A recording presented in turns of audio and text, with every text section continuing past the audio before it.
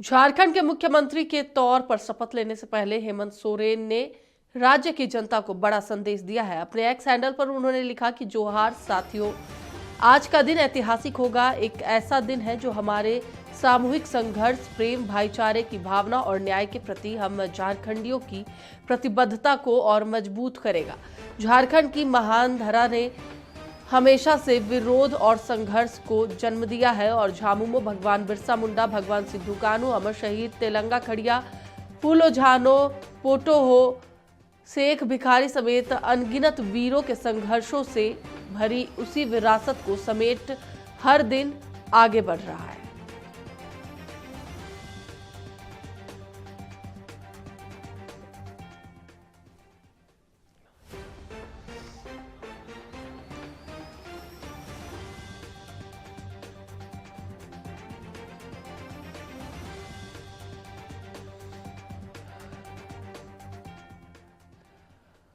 तो एक बार फिर से आपको बता दें कि आज हेमंत सोरेन चौथी बार मुख्यमंत्री पद की शपथ लेने वाले हैं और शपथ लेने से पहले आज उन्होंने अपने एक्स पोस्ट पर पोस्ट किया है।